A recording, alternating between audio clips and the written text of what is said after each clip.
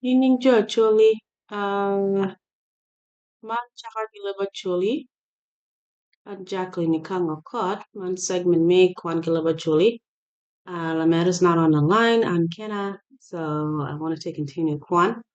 Look me take kwara pa chuli magi age Sudan ge chiro Uganda um to Kenya, Tanzania, Congo, Chad, Niger, Cameroon. Um, segment in mo bir ka kwana look mo team between Nikango ge Dumo ge kin magi pocket look me tira malatina mo ka do look me gene. Gene. Tom me hunting pa Nikango ma Dumo reunion. So a geek no la wo wala la wo ma I can't remember. Mono Johnny Cat Nikango ni anong itwer bere ge Dumo ko pien look me gi motima con get tirane kada holok mi tonge so ana decided ni any kwanya jotugi luak pere family pere lo teach pere gi chiro chiro tugi gi bor dong dumo uh, e caro as you can recall kal caro munu gina munu tie chalak shrine kapa luo kama jon gi po gi yeni I guess because gamo time ye ranyi mo time ye between jonario ni beko jumone ni kamito luo ni mun kamito ke chire beko jumoro ki maro chiro ye mun pian bit like origin kami bedo to the gang to the so last time I gig ningo ni kango chao jumoro follow ni kang and dumo dongi jumo kene um yala dumo bir ka boro mina ne kini chere bor an kange jo mogone mieri ni tira nyimi yen to yala gina ngamo cha begen please be chere pu pore lakini kama ni chiro ani nongo bene to ka to te to bero tie lakini jo mo puri ki meri ya nyim yala gi worgi nyual produce ka gi mero well done ingom tugi manien. So he proceeded to go. And again, can you pen subsection anything? Again, it's over 10 pages actually. Now that I think about it, it's almost 20 pages, just this section alone. Modong me subsection any. It's about 10 pages. So I'm gonna try to read without too much commentary so I can finish just this subsection for today.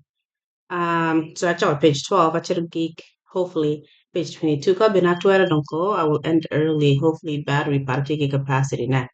Okay, again, my Jacqueline Kango Kot, my Chakagilaba Choli. Please subscribe to our YouTube channel, Tito Chakagilaba Choli, yala Facebook page, Tuabinati Chakagilaba Choli. Gonna personal Facebook page para South Sudan and Palamera Nyinga Ali Sokote, TA on Facebook is Ali Sokote as well. Please, we'll follow one, we'll share, we'll comment, make suggestions. Join us as guests. We're still looking for guests, but we're trying to upgrade equipment before we have other guests. But ki tuero join one, ki miro kono make comment about gamati akwana about luo nyolo mite karo. I mean mite kwaro to a origin to a nyolo me luo separation or migration. Feel free to send us a DM and we'll be sure to respond. Okay, so atiago kanye. Okay, so nyikango oweko lobo karo ikin moha apara beach gipiera beach AD en owuoro gi Lotino kama boro ye Lotino cho mere ario bur gi gin gi shell kachiel gi dako mere ma giluongo ongwedo gi nero mere adek ma nyinggi kiluongo Muny Nyiwado. Now tell me kati akwana gini incorrectly pia nangyo ni luo etugido actually tingna parmanok. So tell me if I'm pronouncing it correctly. Actually is sometimes it's tricky. Ka do gonna do lab luo mo rube gi mantuni. Okay, so Nyiwado ki jok ka lo teach mere adek adek. Latic mia achiel nyinge Obuko. Latic mia ariyo nyinge Ujul. Ka latic mia adek nyinge Mielo. Lodiro mukene wacho ni Nyikang'o pe owuoro gi dano megi ma wachoyo malo kany keken tie dano mapol ma olubo kore. Okay, there was some following. Nyikang'o gi karo obiro ing'omi pot the Thora matie chok gi wow Ibar Alkazal State. Imwaka man ondongo Ruoth Dimo maloyo ng'om mi Bar Alkazal. Lodiro luo wacho ni Ruoth Dimo tie gi tang'u ma rubanga omiyo bore. Nyikang'o bedo kany manok chil achien en onyuomo latin anyaka pa Ruoth Dimo. Wan pe wang'eyo nying dako man. Am I confused? Dimo mean Nyikang'o ko? Dimo, Dumo, Jilo, Nyikang. You know mean ago? Am I confused? Dako man dong onywalo latin lacho ka ochako nying latin mani dak. Okay. Lodiro luo wacho ni dak odongo gi kwo marach en omaro lweny totwal ki lotino pakara.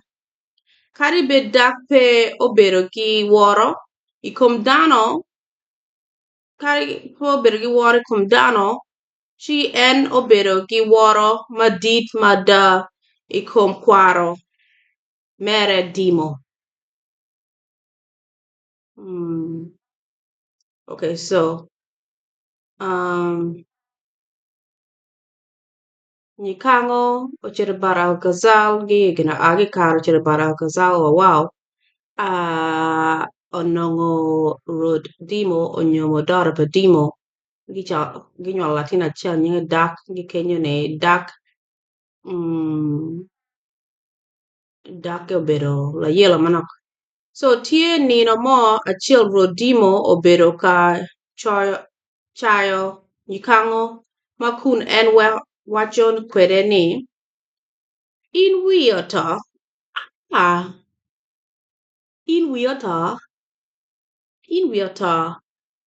wuodi dak riek loyo in.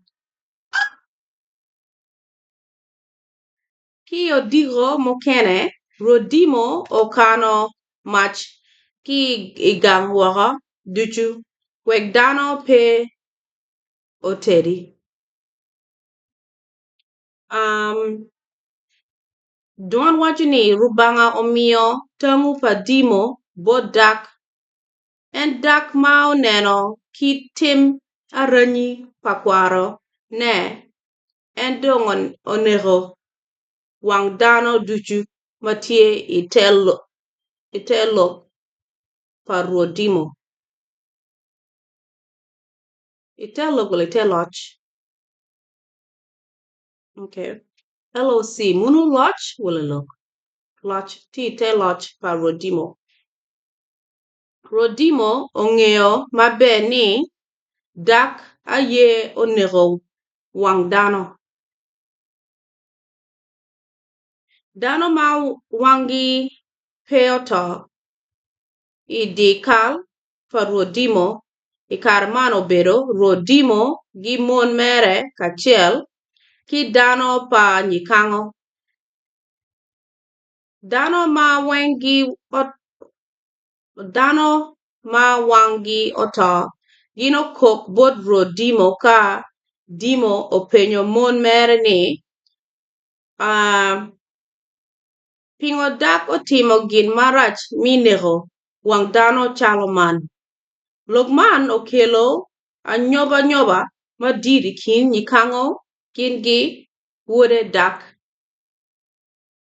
Rodimo oluongo lakwaro mere ka wacho bore ni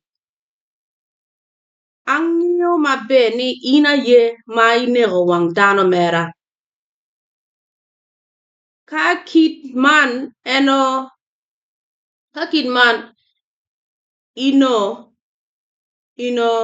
dwoko bot lwak mach mitedo. No. Let me read that again. Ang'eyo maber in ayie ma inego wang' dhano mera. Ka kit man eno adwoko bot lwak mach mitedo. Dak moneno kit menu en bene ochango wang' dhano duchu ma en onego. So gitie ka pore dak grandson pa Rodimo monyuolo gi nyikang. Rodimo before en onego manyo weng so tedo bedo pe. Dak ki kenyi bende onego wang' dhano weng except for jo lwak pa dad pere. Kumuno dong Rodimo dong oneno ni wang' jo pere onego wang' gi ogani. Wek nang idwoke mach. Wek dak ka odwoko mach wek dak dong wek dak dong odwoke gini.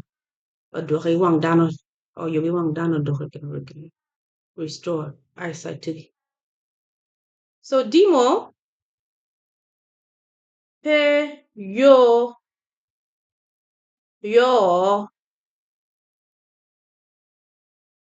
Dimo pe yo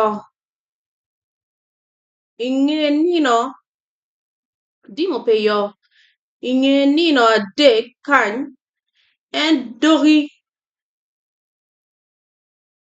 ogeng'o kot pe ochwe I poro pa dak ki nyikango. So Dimo did it again, right? So kot bo ochwe I poro pa dak pa nyikango gin gi dak. So dak moneno kot pere I poro mere en bene onego wang' diangi pa Dimo duchu. Dimo dir grandpa pere but dia timo kono grandpa pere ne ningwen laga ng'eyo ko.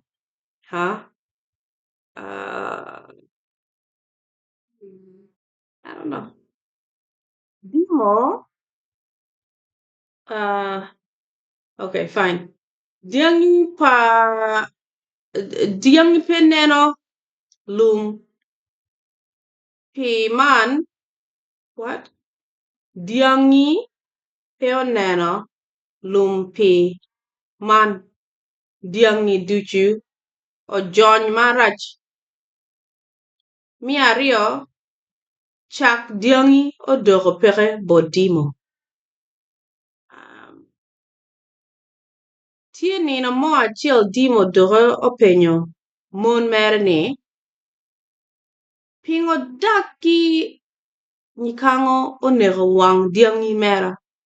Mon pa Dimo odwoko bore ni pingo kono in igeng'o kot gi poro pa dak gi pa nyikango.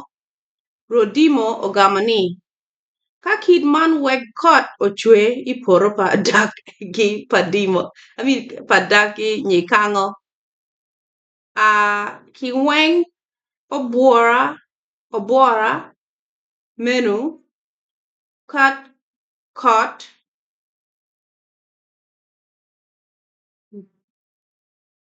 ochwe I poro pa dak gi pa nyikango.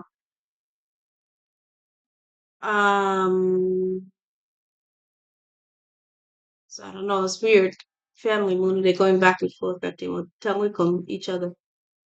Dak maneno kot ochwe I poro mere ki pa wuone en ochango wang' diangi pa Dimo duchu. Lok meno miro bedi tuon piem mo madiri kin Rodimo gi lakwaro mere dak. Pi man Ruoth Dimo oneno kwö odoko tek ada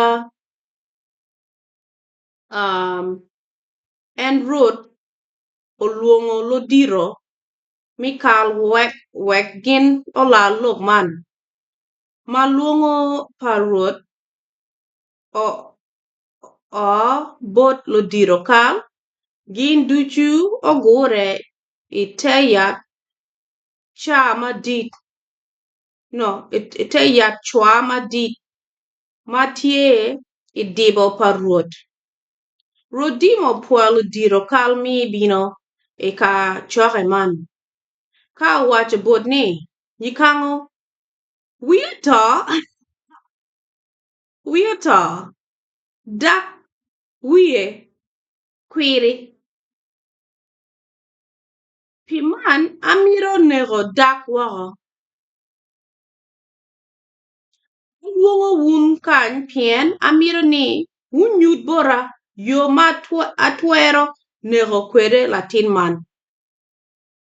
Lodiro ducu oyie ni myero onegi dak ki wang otieno i ng'e kurutum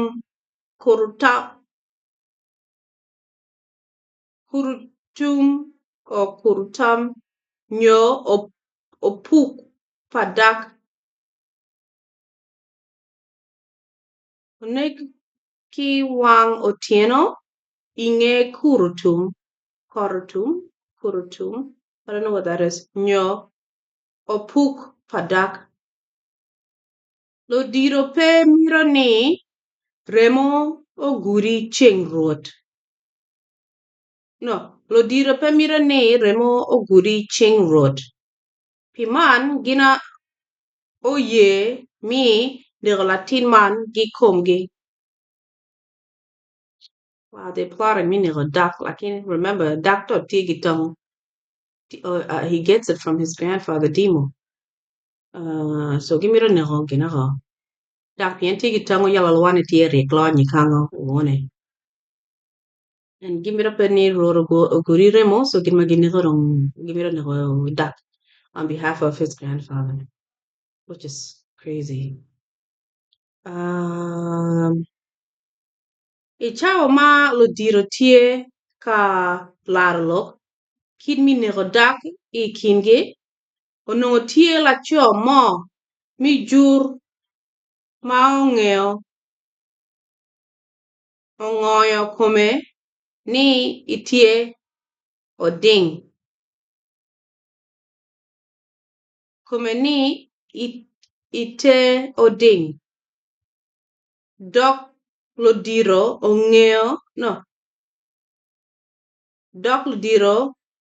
ng'eyo maber ni laco man aye larem dak magin poko kwede wi ng'wen. Ada kid ma lodiro oneno ni laco man obedo lajur gin dong openyo en mi cito ka nego dak i gang mere. Lojur man bene pe okwero lok pa lodiro ento ma podi cawa mi nego dak pe ya oromo laco jur man ociro both larem dak en owacho lok ducu ma lodiro obedo ka muko ne i kome. Dak ma owinyo lok man oyubo cal ma nen cal en ka oruku cal man ki bongo ma naga jwi en ruku ki weng otieno ka okero idi ot ka en ociro obedo chien ka kurutum. I don't know what that is. Kurutum mingoni. Ka kurutum. Ma kun weng bene neno yo gang mere.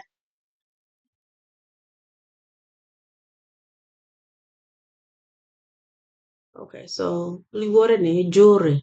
Na chob jor. Chi wadi ro khane lo miro ni in jam. Gitia orane abina ne in. Icha money.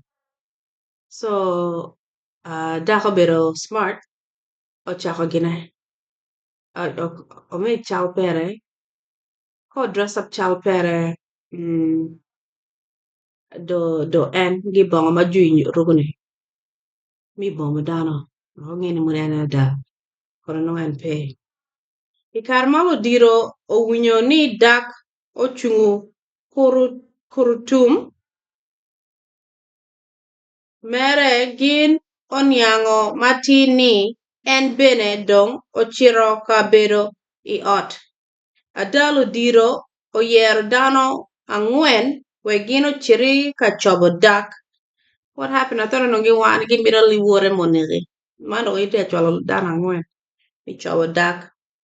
Lo diro meki pe o gale.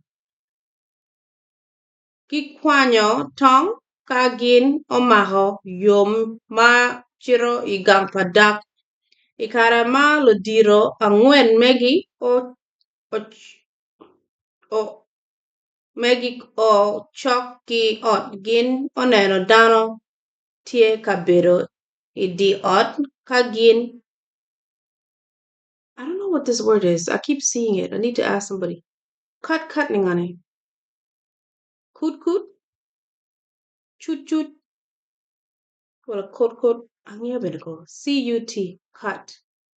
Lagaka chone di bukan cut. Okay. Cut otamo ni man aye dak lo diro ang'wen magi duchu ochoro tong megi ikom chal matie I ot ma chal oporo piny ni rubuk. Lo diro ma gin oneno ni lacho matie I ot dong otieko poro piny gin bene otamo ni gin otieko neko dak. Lo diro ang'wen man dong omako yo mi dok I gang pa ruoth mi niango dano ma odong ng'ech kachiel gi ruoth ni dak dong otieko to. Ging'echo ginego dak. It's a little hard mi kwano ne dong. Ng'echo atwen piko ne lakin. Never chulenge tek manok kanye. Luak ma winyo pi lokom. Give me 1 second.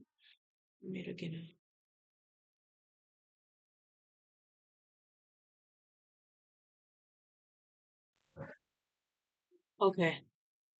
Luak ma winyo pi lokom to padak gin olungo miel madit. Mi kwero en dimo chwinyo bedo yom mada pitopa lamon ne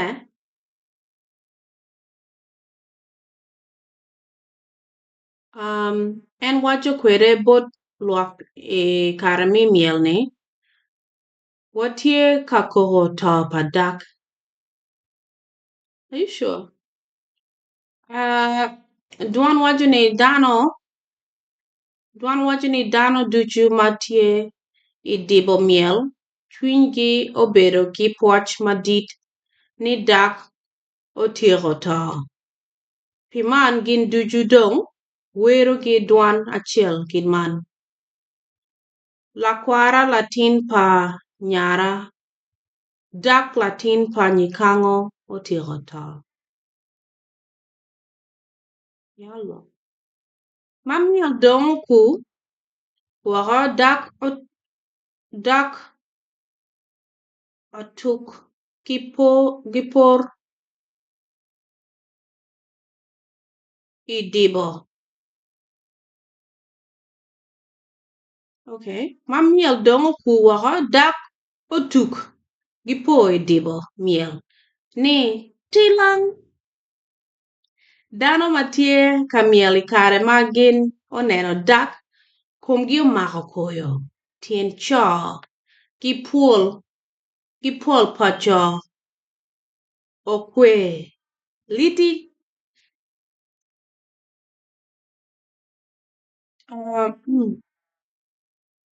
tye jami aryo ma okelo luoro bot dano 100 gitamo ni ka kit man tipo pa jok rubanga aye onyuru botgi pe dak ki 200 ka man ada dak 200 ka man dak ada ci gin royal wigi ka kwene.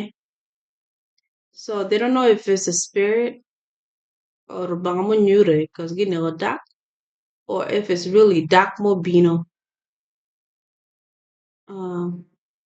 Gitime nini ka ada mo dak. Obuko ma oneno kid man en ochiro bot nyikango ka wajo bore ni lobo mi potoro otura tura pe ka bedo maber in oneno gi chwer chuny madit atira gin ma dimo timo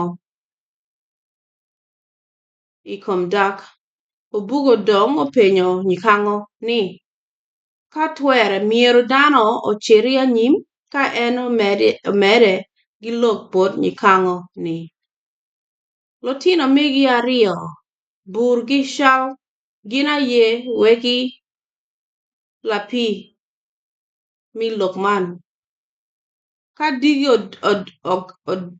odoko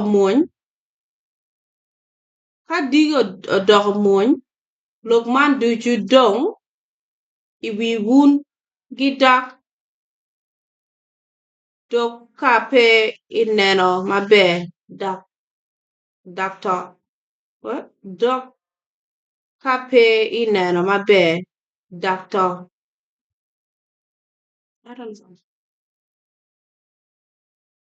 Nyikango ochwako lok pa obugo ada gi odigo mukene nyikango okwanyo diangi lutino gi mon mere ka en oweko ngom tura inge wuot pi nino 3 gin gi oa I nam kir o Blue Nile gin onongo tie ki yeya mapol ci gin pe twero ngolo nam kir pi lok kom lum lagara gi get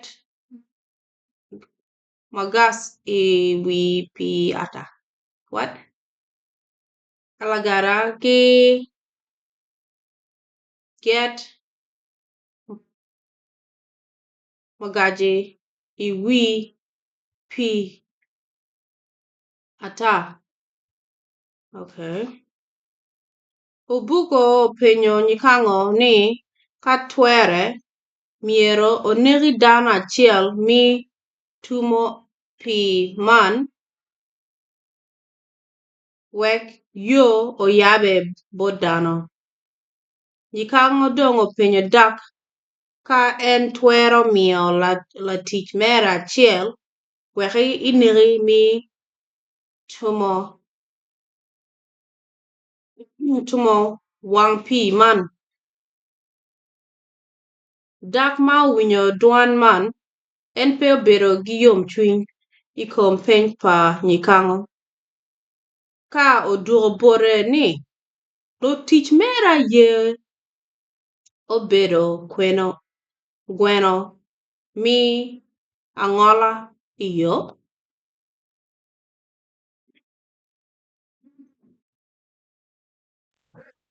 Excuse me.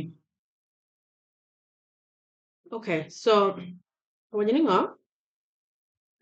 nongo nyikango gimiro chiro dong gin gi dak oko ni kon lweny biro tie ka ging'eyo ni dak kwo lo miro nego gin So nyikang'o dong ni kwanyo san pere, jo pere, luok pere gi san pere dak e chiro chiro gi pi gi yea. Wang ker o Blue Nile. Kuya dong gineno tuerko, miro yabi wang pi ne. So to do that, miro gi sacrifice, make a sacrifice. Sacrifice ngo, dano. So kina upugo mono tie gi nyikang'o. Waya bot nyikang'o. Ni miro ma make sacrifice but people kina pio yabe wang pio yabe wachere giyeya. Yala nyikang'o doko penyo dak ni wone la tij per ma achiel do sacrifice. Wang pio yabe, wang pio yabe. And then doko chal dak get upset. Doko te miro use la tij par mi make sacrifice. Mira mi la tij par chill. Well, bedi chal gweno, mi sacrifice, mi angola, mi yabu yo. So he wasn't happy about that. So ko wajan ningo, obugo mo winyo kit gam pa dak endong, o waja gi nyikango ni, pe mi kelo adega dega, kinwa, mi kelo yele kinwu, amio koma wek wuneri, mi tuamo wang pi. Andong amiro ni ka wunera an imiero inen lotina mera mabe. So ubugo tia sacrifice kome ni a wunega anu yabu wang pi. Ano ubak lotini para. Nyikango pe kwero tampa ubugo. Ada en ochwalo dano kan ngolo ngut ubugo wek remo mere omwali pi wek yo yabe bod luak. Ikare ma remo pa ubugo ochweri pi nam lum lagara lum lagara ma okache iwi pi nam otuki yabe ni mai ma yo odong tuolo bot luak. Dano ngalo nam kir gi kagin omere gi wuot gino bino I kabedo ma giluongo kufal ma bene ka gang ma tin waluongo ni kadok. Dano gonye kafal manok. Kikany nyikango neno ni kwa pa bur kidak pe buru mabe pien lotina megi ario duchu gin obedo dano ma lugero. Mipogo kin lotino megi nyikango dong okwanya min dak omio bot bor obed daka mere. Inge man buru weko ngom kufal ka en ochako nyenyo ngom ma mere ikwo en okwo iya.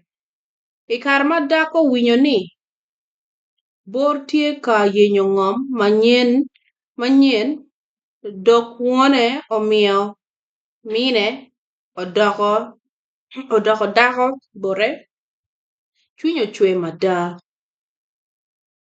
Dak dong ochako lubo jwe bur ma en tero kichwiny ni ka da en onongo bor chi en bineko woko.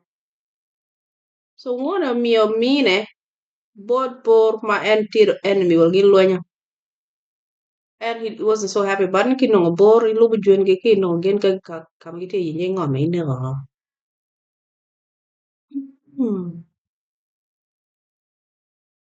Okay.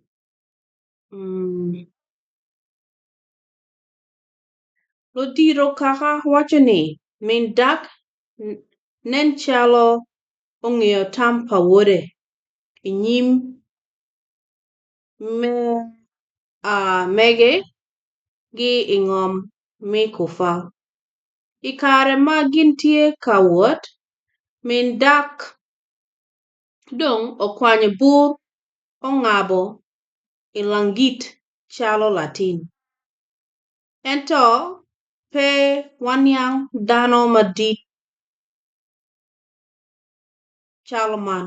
Gitwero ng'abo ne ilangit nini. Dak mo o chok gimine dok oneno mine dok oneno mine otieko ng'abo bur woko ilangit. Luoro omake ma kun en obedo katamo ni ka en ochobo bur gi ilangit min chi tong bene wano mine. Cut. I don't know what cut is. He keeps using this word. What is cut? Cut dak ologo tam mere minigada en dok chien ka lok gi yikam. Okay, so he had a change of heart. Minigo boat. Stepdad bad. Dok put one it yikam. No, you don't let more men go. I hope I can finish 3 pages. I can actually put an attack. One attack. Okay. Ikarama dak pacho eno wacho bonyi kango ni pingo imiyo ma wo nyikango ma oneno ni dak chunye tie kachwe otemo mi yomo chuny. Mi achiel enomiye bore mon mere mokene ento dak pe omiro bedo gi mon mege. Ki mi ariyo enomiyo bore diangi wek orweny lop pamine woko. Chi dak bene omiro ki kwero jomi megi. Ing'e timo jomi megi duchu?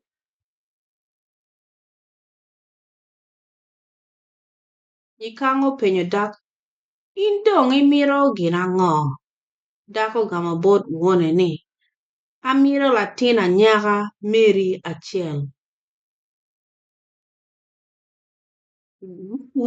Penjo wuone ni miro Latin pa wuon achiel. I guess from me, monywal from another marriage.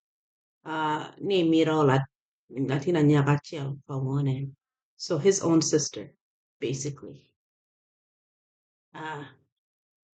Nyikango kwanyo Latin anyaka mere ma en onywalo gi dako mokene omiye bore. Piman dako doko o bot wuone. Ento chik kwaro pa chuli pe oye ni limeko gi omeko onyome. Nyikango oye mi nyom pa dak gin gi lamine pien en onongo obedo ka tamone ni dak biluoro boro gi lamine. Dak biluoro buru gi lamine. Ka kono sitan obuolo oweko en oburu gi lamine chi gin pe twero nywal kit ma gin duchu tie gi rem achiel. Dano pa ng'at achiel. Tam pa nyikango obedo tam magoro. Ing'e dwe manok Latin anyaka oyach ka ing'e dwe abong'wen en onywalo Latin lacho. Nyikango uru to twal log mi nywal padagin gi lamine. Okay, this is okay. Utaoni ngani. Dak to chi mi lamine nyomo lamine nywalo gi lamine. Wuone mo ye mio lamine just because thinking, there's no way son para mira bur ki lamine. Sick. Oh, okay. Anyways. Tie nino mo achiel nyikang'o oluongo dak ka owacho bore ni Latin abedo ka tamo ni in ibibedo gi luoro mi buro gi Latin mera ma amiyo bori.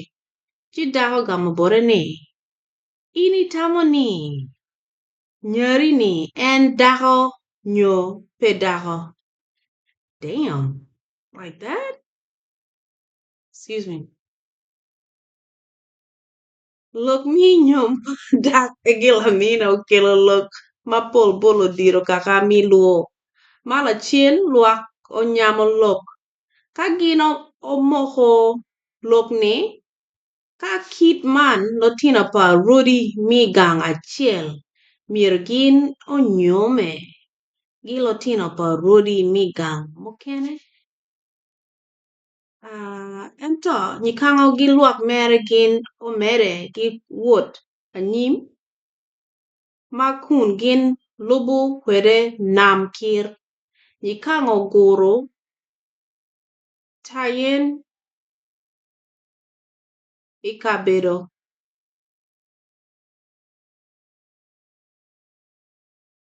Maparapat apa wiye ariyo kidman mia achiel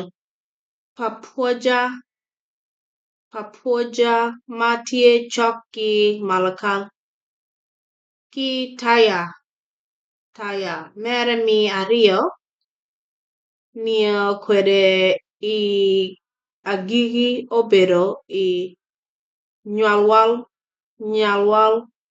wow achor otigo okurwa di kalpa nyikang'o ma pire tek moro oriang ogik ala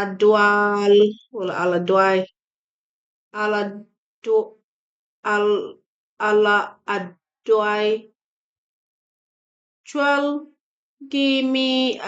chwal mi agigi obedo e kawi ma tie choki eldum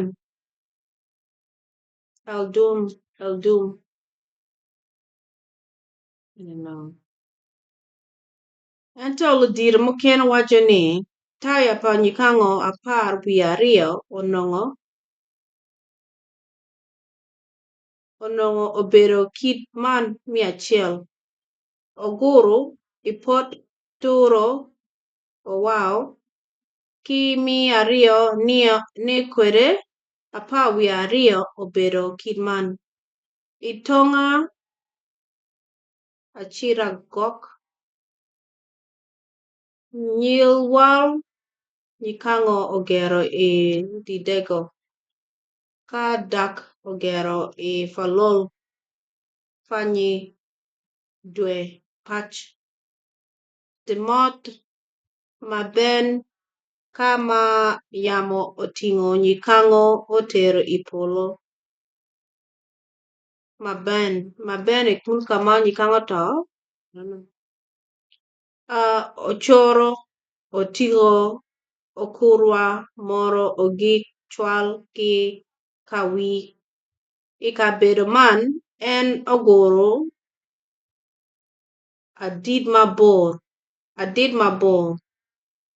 en ogoro adit mabor iwi chere matidi ma watin dhano bene podi twero neno ne.